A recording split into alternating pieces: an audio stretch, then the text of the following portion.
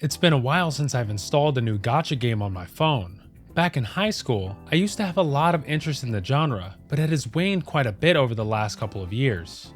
By the time I got into one, it would soon shut its doors, which is a sad reality that they all eventually have to face. Despite that, I try to tackle gacha games with a more positive outlook and don't let the fact that it's a live service game cloud my enjoyment. As such, I waited for the global release of Persona 5 The Phantom X, and after launch, I've played for several days to see if the game can really stand out. Thanks to ATLUS and Perfect World Games, I also had the chance to get a head start before launch to get our impressions of Persona 5 The Phantom X.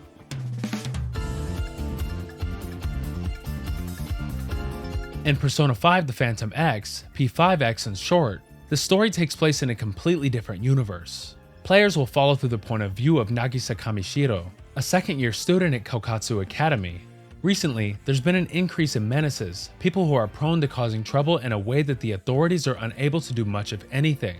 This has resulted in a wave of apathy, where people start to feel empty inside, and some, unable to take it any further, end up taking their own lives. It's at that point, however, that players meet Lufel, a mysterious owl who says that Kamishiro must resist the force that's stealing away at everyone's desires, and Nagisa gains the power to enter the metaverse. It doesn't take long until he awakens to his persona, the manifestation of his desires. Lufel then tells him that the surefire way to stop the menaces is to infiltrate the person's distorted cognitive manifestation called a palace and steal their treasure within. So far, so good, right? But this is where the story begins to take some artistic liberties. Instead of a certain place being denoted as the target's palace, they are instead located inside of mementos, the palace of the cognitive mass. Furthermore, P5X doesn't feature the traditional calendar system from Persona 5, so there's no time limit to complete the palaces. This makes total sense to me, as it would be nigh impossible to implement such a system due to the game's nature. Although there are some weather changes in the in-game profile menu keeps track of how many days have elapsed since you started your adventure. I personally thought that the story has its high and lows, with some of the parts having interesting developments. This might upset some people, but I absolutely loved Lufel's personality compared to Morgana. What really surprised me is how absolutely massive these palaces are. It took me an entire afternoon to go through what felt like multiple sections, and even after you finish them, there's still a lot you can explore. Though, it wasn't exactly my definition of fun. For the majority of the time, you're basically just following the exclamation point to your next destination. Even if a puzzle appears, you're basically handed over the solution to it by following that mark, which is very boring, to put it mildly.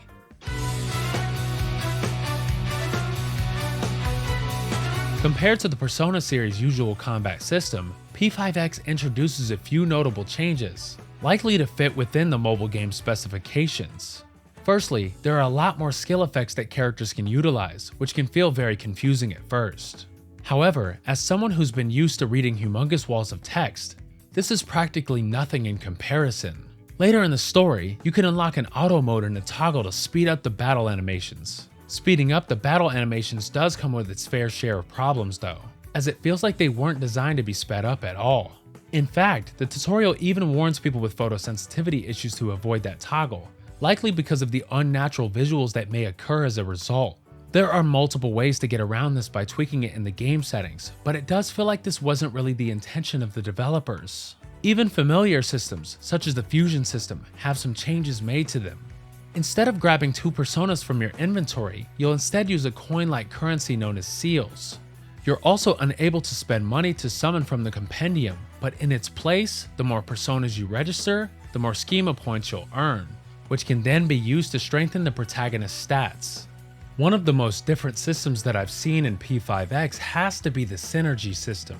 Unlike the original Persona series confidants, synergies aren't tied to a specific arcana, which will give you a glance on the character's particular backstory. As of version 1.0, we only have 7 characters, with more being added in future patches. Furthermore, the protagonist can do a plethora of activities, such as cooking, planting flowers, working a part-time job, and studying.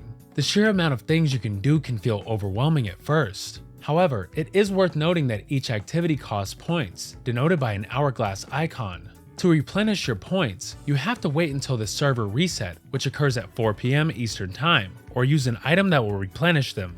Doing these activities will increase your stats such as knowledge, charm, and others, And some synergies do require you to be at a certain level, and you can also earn some money to buy things with. It does require a large amount of days to unlock the side stories that open up once you reach a certain synergy level with someone though, since you can burn through that initial 20 energy alarmingly quick.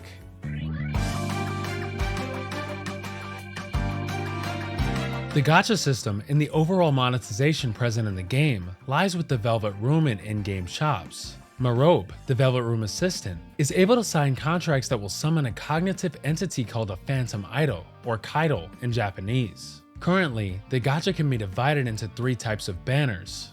You have the always permanent standard banner, the limited character banner, the latter of which cycles every so often, and finally a weapon banner, where it will feature weapons that can only be exclusively used by certain characters.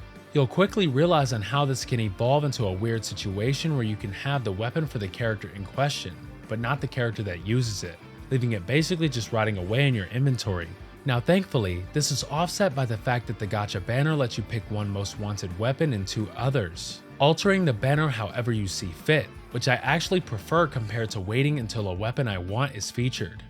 In P5X, there's a $5 monthly pass to get the premium currency, an $11 premium tier battle pass, and lots of paid crystal packs. When I got my first 5-star, the game immediately tried to sell me a discount set to awaken the character and increase their stats. Then when I woke up one morning, I got a full screen pop-up about a welcome pack for $24.99, followed by another pop-up once I cleared chapter 1. As you can tell, monetization is aggressive here, and it keeps piling up.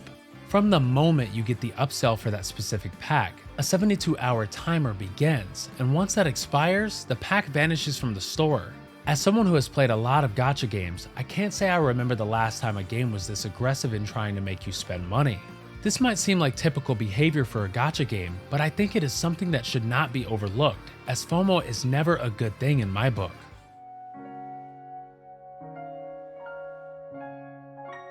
For the purposes of this review, I tested the game both on my PC and my mobile device. Upon first starting up the game, it will run a sort of check to see which settings it deems appropriate for your specific device. The game is clearly optimized differently, as I've noticed some particular stuttering in my phone and on my PC, even after tweaking the settings.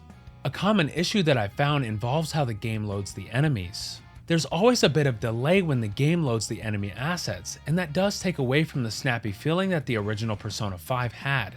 Still, a lot of times, I just simply forgot that I was playing a mobile game, because it's clear that a ton of optimization was made for the game, and every time you need to go through its menus, it did not feel that much of a slog as you might think. One issue I had on mobile is that movement can be quite awkward. Unlike some of its contemporaries where you can just slide your thumb in any place, P5X's pad seems to be strictly tied to a single place, which does make navigation a bit annoying at times. The PC version handles this slightly better, but not by a whole lot, even with the controller plugged in.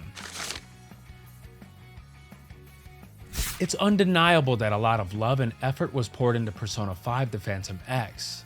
The developers over at Blackwing Studio definitely did their homework, being close to the Persona series. It isn't a game without its faults though. While the palaces may feel a tad linear at first, and the grinding may steer away some players, the story more than makes up for it. This is definitely a game that I'll keep on following, especially as new story quests and areas get added. Even in its current state, I would definitely recommend playing Persona 5 The Phantom X, both as a gacha game enthusiast and a Persona 5 fan at heart. Final Weapon is giving Persona 5 The Phantom X a 4 out of 5 stars. ATLUS and Perfect World Games provided a PC copy of Persona 5 The Phantom X for review purposes.